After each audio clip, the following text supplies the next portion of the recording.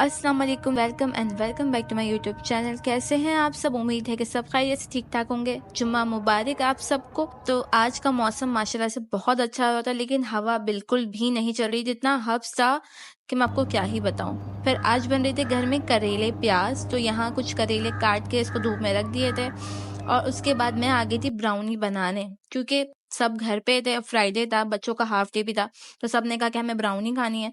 तो मैंने कहा जल्दी से बना देते हैं। लेकिन हर बार की तरह मेरे पास एक भी सामान नहीं था, मतलब कि चॉकलेट नहीं थी। फिर जुगाड़ लगा के दूसरी डार्क चॉकलेट ली, मगर बना लिया, क्योंकि जब कुछ ठान लेते हैं तो वो करना ही पड़ता है।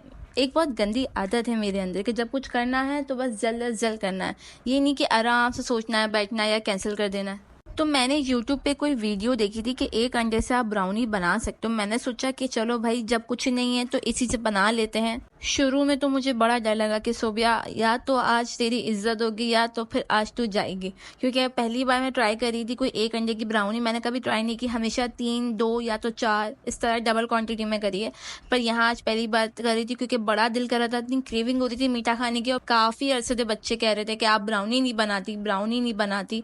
तो मैंने सोचा चलो आज बना ही देती हूँ। तो बस दुआ करी थी कि अल्लाह मेरी इज्जत बचा लेना, अच्छी बन जाए। तो यहाँ मेरी भतीजी ने मेरी हेल्प करवाई थी और मैंने आज इसको चूल्हे पे ही बेक कर लिया था। और यकीन माने, कोई इतनी माशाल्लाह से परफेक्ट बनी थी ना कि मैं आपको बता नहीं सकती। मैं इतना खुश हुई कि वाह यार, एक अंडे ने भी कमाल दिखा दिया। इतनी खुशी मुझे मैट्रिक में पास होने की नहीं हुई थी जितनी मुझे इस ब्राउनी को देख के हो रही थी। मतलब कि बड़ा अच्छा फील हो रहा था। जब आप कुछ बनाते हो और वो अच्छी चीज़ बन जाए ना, तो बड़ी खुशी होती है, एक प्राउड सा फील होता है। तो यस, मुझे बहुत प्राउड फील हो रहा था। अभी मैंने ब्राउनी बनाई ही थी तो बैठे बैठाए हमारा प्लान बन गया अचानक से जू गार्डन जाने का। बच्चों ने काफ़ी जिद की कि नए झूले लगे हैं, हम जू गार्डन नहीं गए।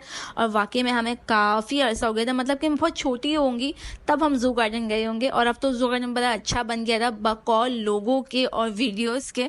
तो हम लोगों ने सोचा चलो घर के करीब पैदल पैदल निकल पड़ते हैं। हमने सवारी उठाई बच्चों की और मैं अपनी ब्राउनी को घर में अकेला छोड़ के यहाँ चली आई, अपने आप को खपाने के लिए। मतलब कि यार, मुझे क्या ज़रूरत थी यहाँ आने की। मैं खुद इतना रिग्रेट फील कर रही थी आके कि क्या ज़रूरत पड़ी थी हमें यहाँ आने की। 50 रुपये एक तो हमें टिकट दी, ऊपर से यहाँ आके एक जानवर हमें नज़र नहीं आया, जानवर का हमें कक भी दिखा नहीं। लेकिन हमें मुश्किल से एक बंदर बेचारा जो बड़ी ऊपर बैठा था और उसको खाने को भी कुछ नहीं मिल रहा था। मतलब जानवर सारे गायब थे यार, खाली पिंजरे थे। फिर हमें एक जगह पे मिली बत्तखें, यार इतनी क्यूट। ये हमारी पुरानी है बेचारियाँ, हमारी दोस्त है, हमारी सहेलियाँ। इनको हम बचपन से देखते हुए आ रहे हैं, कोई हो या ना हो, ये सदा सलामत रहती है। माशाल्लाह से अल्लाह इनको सलामत ही रखे। जोरा डक देखो, डक जोरा कहाँ है ये? डक्की डक्की डक्की, हाय डक्की। डक्की को देख के तो मैं पागल ही हो जाती हूँ। मैं यहाँ वीडियोस और जोहरा के साथ लगी थी, तो यूसुफ अपना हाथ दे रहा था, वो तो शुक्र है बच गया, वरना डक्की तो उसका हाथ ही ले जाती। फिर उसके बाद मेरी भतीजी ने और उसकी फ्रेंड्स ने कहा कि हमें भूत बंगले में जाना। मैंने कहा यार, तुम लोग शीशे में अपने आप को देख लो, भूत बंगले में जाने की क्या जरूरत है? 40 रुपए वेस्ट करना, मतलब सेंस की बात होनी चाहिए। फिर क्या, इनकी पुरजोर फरमाइश पर ले गए इनको भूत बंगला, ताकि इनकी रूह को तस्कीन मिल जाए।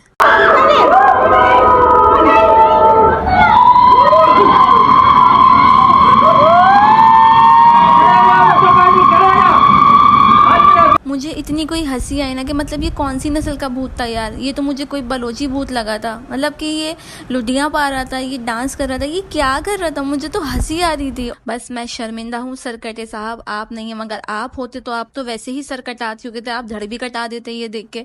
बहरहाल यहाँ से बाहर निकल के अपने 40 रुपये का दुख मनाते हुए निकल पड़े कुछ और चीज़ देखने के लिए। तो मेरी नज़र पड़ी इस ट्रेन पे, तो दिल तो मेरा चाहा कि मैं इस ट्रेन में बैठ के कहीं दूर चली जाऊँ। लेकिन अफसोस के साथ ये ट्रेन सिर्फ इस चिड़िया घर तक ही महदूद थी, जो कि जानवरों को इधर से उधर घुमा के दिखाती थी। फिर मैंने भी खुद से कहा छड्डो यार, सानू कोई नहीं लेके जानदा, ऐथे ही रहो तो ऐथे ही सड़ो। खैर चलते चलते हमारी नजर पड़ी थी एक आबशार पे, जो ऊपर अभी नजर आएगा। ये रहा, बहुत खूबसूरत सा था, पत्थरों में से पानी निकल रहा था और नीचे कोई मगरमच्छ था जिसको मैंने लाख ढूंढने की कोशिश की मगर मजाल वो टच से मस हुआ और बड़ा ही ढीठ जान था भाई, वो हिला नहीं। और यहाँ ये मेरे छोटे से शहजादे कुछ बोल रहे थे लाइक और सब्सक्राइब का, तो मैंने इनकी वीडियो बना ली। और ये मेरा बच्चा बेचारा, ये जब आया तो ये लोग चले गए। मतलब ऐसा इसके साथ क्यों होता है? ये मेरा बेटा है ना, इसलिए इसके साथ ऐसा होता है। मेरे साथ भी यही होता है, इज्जत का फालूदा। फिर इसकी मासूम सी शक्ल पे मुझे बहुत तरस आया, तो मैंने सोचा लाओ तुम्हें चीज दिलाती हूँ। घर से हम कुछ नहीं लाए थे, तो मैं यहाँ इसको दिलाने ले आई पॉपकॉर्न।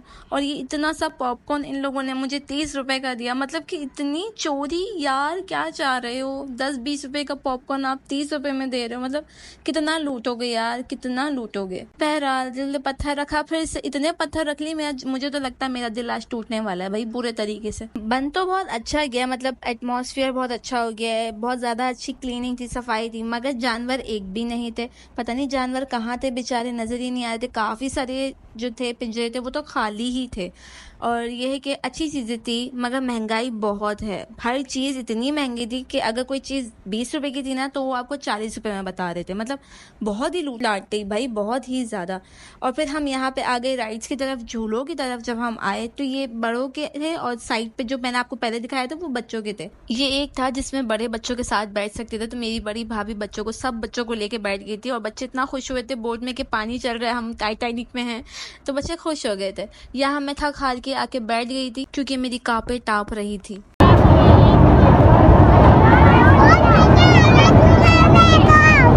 बहुत मजा आया। तुमको मजा आया? मजा आया? और इसके बाद हमारे सब्र का पैमाना लबरेज होना शुरू हुआ, तो हम लोगों ने बगैर कोई रेस्ट उठाए घर पे आने का फैसला कर लिया। और यहाँ हम आ चुके थे अपने घर, होम स्वीट होम। घर में आकर जो सुकून मिला वो आपको बता नहीं सकती। और आते के साथ मैंने अबाया नहीं उतारा, सबसे पहले अपनी ब्राउनी को देखा कि वो सलामत है या नहीं, क्योंकि जिस हाल पे मैं इसको छोड़कर आई थी मुझे डर था कि मेरे भतीजे इसको खत्म ना कर दें। बट बहुत अच्छे बच्चे, उन्होंने हाथ तक नहीं लगाया कि पुप्पो आप आओगी, आप ही हमें निकाल के दोगी तभी हम खाएंगे। फिर क्या, बस जल्दी से इसके हिस्से बट्टे करे और सबको दे डाले, और ये खत्म भी हो गई थी। और ब्राउनी खाने के बाद मैंने नमाज वगैरह पढ़ी, नमाज वगैरह पढ़ के फ्री हुई तो आपी के पास में आई। आपी यहाँ बना रही थी करेले प्याज, तो मैंने उनसे कहा सब्र करें, मैं वीडियो बना लेती हूँ, साथ साथ मैं रेसिपी भी सीख लूंगी, क्योंकि मुझे सब्जी बनाने नहीं आती, कोई भी किस्म की नहीं आती। तो मैं यहाँ सीखने बैठी थी। आपी ने कहा चल ठीक है मेरी हेल्प करवा, क्योंकि ये बहुत इजी होते हैं, करेले प्याज तो सबसे ज्यादा इजी हैं। और वाकई में मैंने जब देखा तो मुझे ये हुआ कि वाकई ये बहुत ज्यादा इजी हैं।